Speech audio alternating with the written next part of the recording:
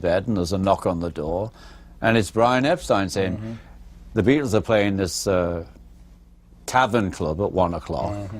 Will you come down and play? Okay, I'll get up and come down. And I went down and played. That was the first time I played with the boys. Yeah. Though I knew them from Germany. Yeah.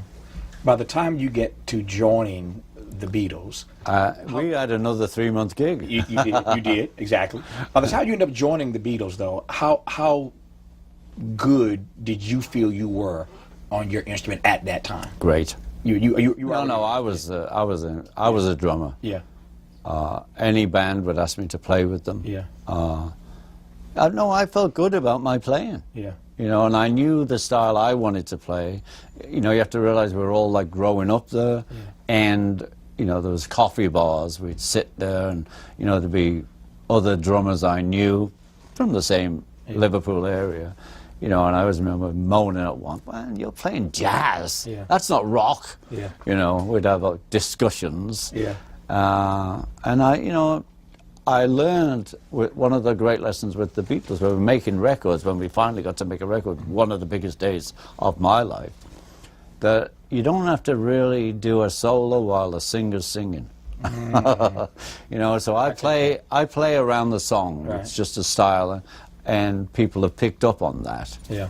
You know, so if you're singing away, you don't need me.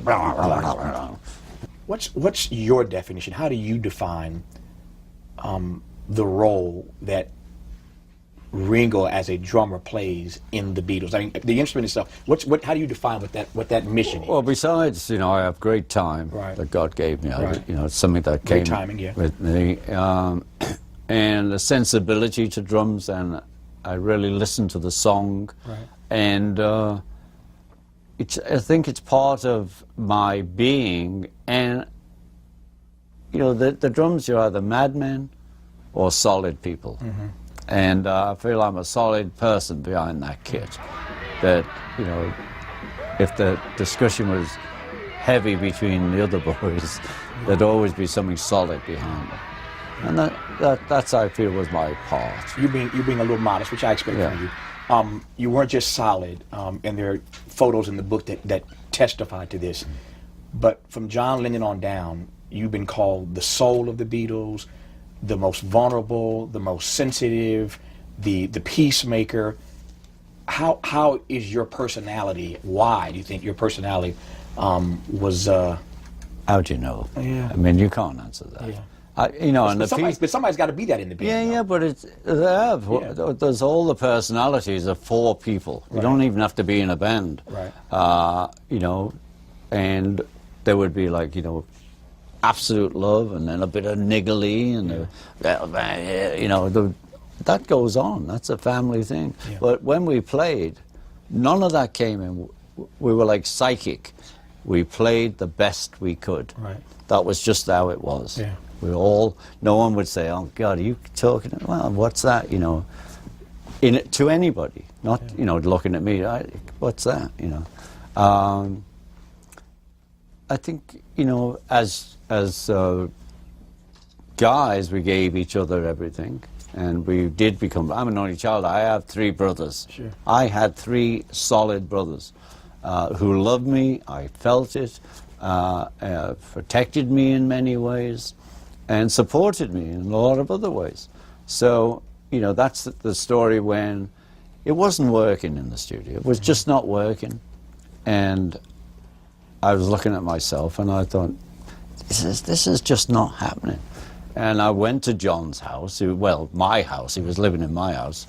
And I banged on the door. I said, "Yeah, come in." And I said, "You know, you 3 are all so close, and, you know, I feel like left out here." And he said, "I thought it was you 3. I thought, all right, I'll go to Paul. So I would do that, and knocked on his door and said, "You know, it's not really happening. You know, you 3 are so close. I just feel like I'm not part of it." And he said, "I thought it was you 3. So I thought, well, I'm leaving the band. And I went to Sardinia. You know, it was too mad. Yeah. So I just left, and then telegrams in those days, and from the boys, "Come on back, blah, blah, blah." And I got back and George had had the whole studio decorated in flowers. Yeah. It was, you know, there's so many beautiful moments in my life that, you know, you need more film. Not that you've got film these days. A lot of those beautiful moments are captured in this book. Yeah. Some beautiful photos here. You make the point repeatedly in the book, and you're right about the fact that all four of you had cameras, but you used yours differently than the others did. What was it about Well, that I camera? don't know if I use them differently. Have you seen a lot of their photos? I have not, but... No. Well, I'm with Paul last weekend, and I have this other idea. Right. You've seen my photos, and they, you know, in many of them, they've got cameras. Right. And I said, why don't you look through your photos? Right. And I'll ask Yoko to do the same now, she'll understand, and Olivia to look through George's photos, and maybe we can put another book together with the four of us, of our photos, and it's another charity. This is all for charity. Yeah. I only get paid if I do this. Yeah. Everything else goes, you know, somewhere else. Yeah. When you were taking photos, though, you were taking photos for what purpose? I don't know that you thought at the time, I'm going to chronicle this. Yeah. I just love to take pictures. Yeah, yeah.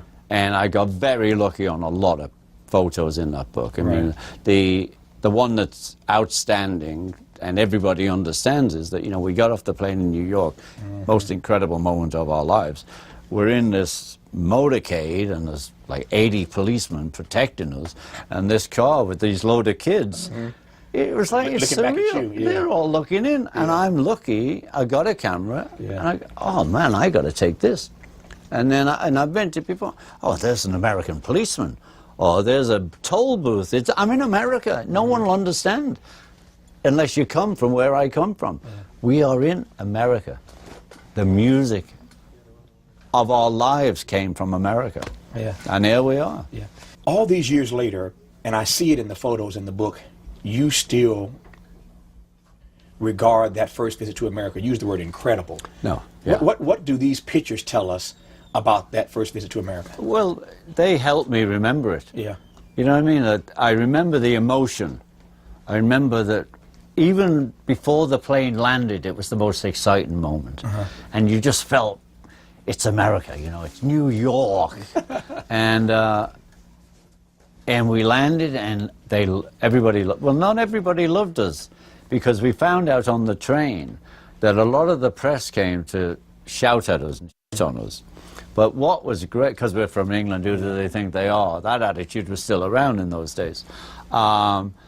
And we found out on the train, when we're with all the photographers and the press, that they actually came to dump on us, and they shouted in that New York way. But we're from Liverpool, so we just shouted back. And they couldn't believe that this is what they told us. They could, you know, we were given as good as we got. You know, if you're going to pick on me, brother, I'll pick on you. Yeah. You know what I mean? That's where we come from, that neighbourhood. You know, the Compton, I call it, of England. The Compton of England. Yeah, I use that on my Twitter there, straight out of Compton, I put straight out of Liverpool. So anyway, that's what it was. So, you know, our attitude of being ourselves actually won us through. Yeah. We weren't apologetic for anything. Yeah. Since you went there, what does this book tell us about your comfort level with being in the skin you're in, with being yourself? Well, you know, you have to be honest that you're not comfortable every moment of your life. Yeah. There are many days, months and years that you were just not comfortable. Things are happening, it's going wrong, blah, blah, blah, and, you know, you just get back on your path, and then it gets good again. So, you know, it's a difficult thing to talk about your life, or any, you know, life in general, because it has twists and turns, and some of the turns I've made really were incredible for, you know, a young person that I was. You know, I used to be young. Those decisions to make, and you know, the one big one was to leave the factory and be a musician. That's what I am. And then there's several decisions, you know, since then you've made, and you've actually changed your life around. So that's what it's about. You mentioned earlier that when you first got to America, the press were ready to pounce on you, so you weren't beloved when you first arrived. After Ed Sullivan, you were beloved by everybody in this country. No doubt about that. But there's a funny section in the book, to me, made me laugh, and I saw the photos. I believe it was in the Philippines. You all got there and did something to upset the Marcos family. Well, yeah, they'd set up this huge reception dinner after the gig. Didn't tell us. Yeah. And so suddenly we did the gig. It was great. The audience was fine. And we landed with, 800 cops, motorbikes, and wow, here they come. We get to the hotel, we do the show, and then they said, well, you come. No, we're not coming for dinner. I mean, we're just flown in. We're jet lagged, whatever. We've done our gig. And we decided we're not coming to your damn dinner. But on the TV, they had the TV cameras there, and there were like little kids crying, and it was like the saddest situation they'd made it out to be. And so John and I were sharing a room. The Beatles always shared. We only ever had 2 rooms. Yeah. And any 2 of us will be in any 2 rooms. Right. And so John and I just happened to be there, and we were waking up, and we'd like to order some breakfast, oatmeal, whatever we had. Egg and bacon in those days, and the newspapers. We wanted to see how they reacted to us, and like an hour went by, nothing. And excuse me, we ordered a while back. Could we have the breakfast and that? And then anyway, Neil came in. He used to look after us, Neil Aspinall, Right. and said, "Well, there's a bit of trouble, lads." And then we found out, put on the TV on this other thing, and they showed this terrible footage of us like dumping on these kids, like they didn't turn up. Well, we didn't know anything about it. Anyway, we left after coming in with a lot of protection. We left with 1 cop, and people spitting at us and attacking us at the airport while we're waiting for the plane. And in our wisdom, John and I went and stood by these nuns, thinking they're not going to beat us up with the nuns here. Things that go through your head. Yeah. And anyway, we got on the plane and we flew away. Yeah. What's the... It was hell, though. Yeah. It was dangerous. We felt danger. In that moment, yeah. With all the success that you all had, to your earlier point, and I'm glad you raised it because I wanted to ask about this. With all the success you all had, you all continued to room together, 2 Beatles to a room. Yeah. Why was that, and what does that say about the brotherhood? Well, I think it's all about the brotherhood. Yeah. And the Rock and Roll Hall of Fame I was trying to mention to new bands, get in the van. Yeah. You're all in the van. We were in the van together. We always traveled together. We had 1 car, and the 4 of us were always in whatever car it was. Right. And the cars did get better as it went on. And it was just like we shared rooms. Yeah. That's what it was. We were together. Yeah. And it was also good to get to know each other really well, when you're in the next bed. Some of the best photos in this book, to my mind, at least to my eye, are these photos in the down moments, the rare down moments in those hotels. So it's a lot of downtime, a lot of down moments. Yeah. That's why I got a lot of pictures there. But the flip side of that, though, Ringo, is that you guys, and the pictures tell this story as well, there was a lot of downtime, but you all worked really hard. Not that any good band can get away with not working hard, but you guys worked really hard. We did work. No, we worked really hard. Yeah. And, when we were... you had to let people know, like I'm letting you know, I got this book. Yeah. You had to let people know you were on the road, you're playing clubs, then it got a bit busier because then you were doing photograph sessions, then you were doing TV shows, then you were doing, we would get up, do a photo shoot, drive to AMI, do a track, drive 200 miles, do a show, come back, go out to a club or whatever. I mean, it was busy. There are 2 pages in this book that I was fascinated to look at. To your point about the busyness of the schedule, there are 2 pages that you put in this book that show your itinerary. Yeah. And you guys were on the move. Yeah, I know. That was fascinating. But you don't care. I mean, you've got the energy and and it's building. Yeah. So you work for that. The one thing I do want to mention, and I always mention this, is that we had 1 day off a month. Yeah.